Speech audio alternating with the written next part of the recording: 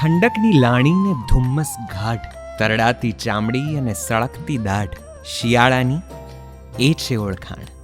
આછેરી કે ઘેરી ઠંડકમાં એક બાજુ ચામડી તડતડ થયા કરે અને બીજી બાજુ પેટની આગ ભડભડ થયા કરે. બંનેમાં વારે ઘડીએ નિયમિત અને થોડું થોડું તેલ કે ઘી ઓરવું પડે.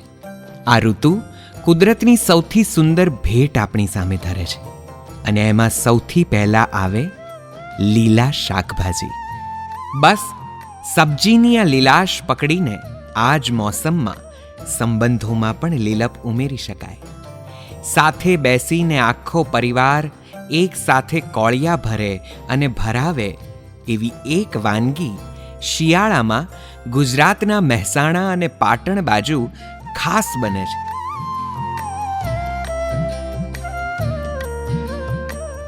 ડુંગળીયું.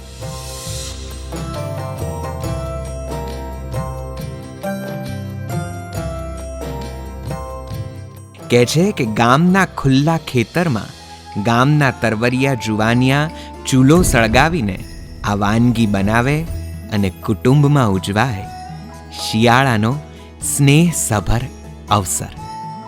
મૂળે તો નાની નાની ગુલાબી ડુંગળીની આસપાસ ફરતી આ વાનગી તેના તીખા તમતમતા અને ખાટા મીઠા સ્વાદ માટે જાણીતી છે, પણ તેના કરતાંય વધુ જાણીતી છે તેની પારંપરિક અને પારિવારિક રીતે બનાવાતી પદ્ધતિ માટે. બીજી મોટાભાગની બધી જ ભારતીય અને ગુજરાતી દેશી વાનગી પ્રમાણે એમાં પણ મૂળ તો તેલમાં ચટપટા મસાલા સાથે સાંતળેલા કે તળેલા શાકભાજી અને રોટલો અને છાશ અને ગોળ જ છે, પણ મજા સાથે બેસીને હસી મજાક સાથે સમારેલા ધાણા ને કોથમીર ને ટામેટા ને આદુ ને લીલા લસણની છે. શાક સમારવા માટે આપણે ત્યાં એક બીજો શબ્દ પણ વપરાય છે, શાક સુધારવું. કેટલો સૂચક છે આ શબ્દ. ચપ્પાની તેજ કે ઘસાઈ ગયેલી ધારે તરકારી સુધારતા સુધારતા નાની મોટી તકરાર પણ સુધારી લેવાની.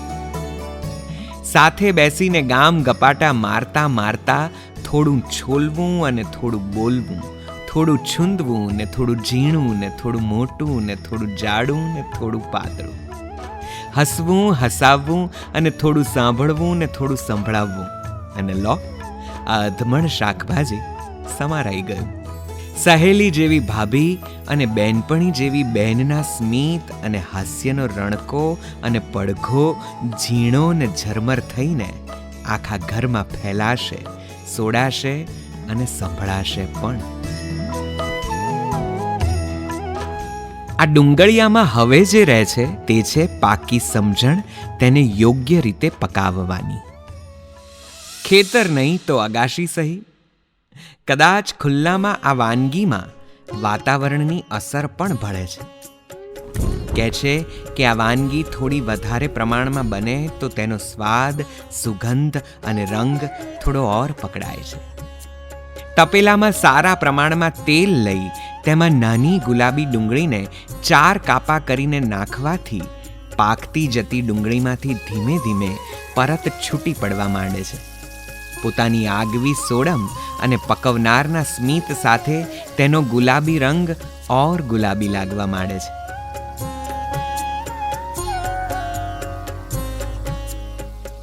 આ ગુલાબી રંગમાં હવે વારો છે લીલા રંગને ભેળવવાનો. લીલા લસણથી વધુ લીલું શું હોઈ શકે?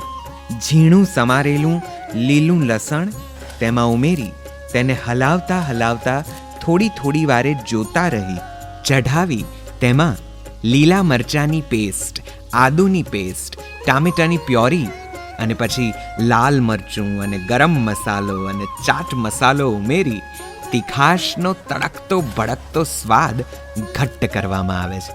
થોડી ખટાશ અને મીઠાશનું કામ કરે છે દહીં અને ગોળ. ધીમી આંચ પર પકવેલી ગુલાબી ડુંગળીઓ તેલમાં જ્યારે છૂટી પડે છે ત્યારે કમળની પાંદડીઓ તળાવમાં કોઈએ સ્થિર પાણીમાં છૂટી કરીને વહેતી મૂકી દીધી હોય ને તેવું લાગે છે. થોડી વારમાં તૈયાર છે શિયાળાની આ ચટાકેદાર અને ઉત્તર ગુજરાતની બોલી જેવી બેધડક અને ખુલ્લાપણાથી ધડકતી આ વાનગી ડુંગળી, જેમાં છલકાય છે પાટીદારી મિજાજ, પારિવારિક સૌહાર્દ અને માટીની મહેક અને તળપદો ચટકારો.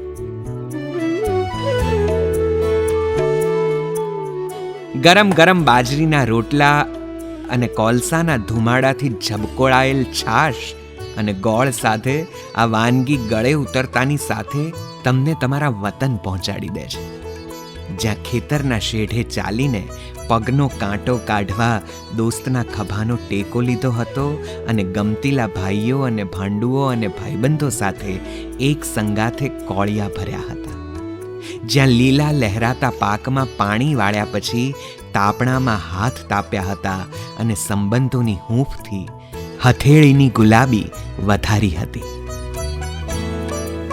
ડુંગળીયું ખરેખર તો ખુલ્લા આકાશે ટમટમતા તારલિયાનું એ અજવાળું છે જે સંબંધોની લીલપને થોડી ઓર રોશની આપી અજવાળે છે. ડુંગળીયું જેમાં ખેતરનું ખુલ્લાપણું છે અને પરિવારના ક્યારે ઉછરતો વાલનો વેલો પણ.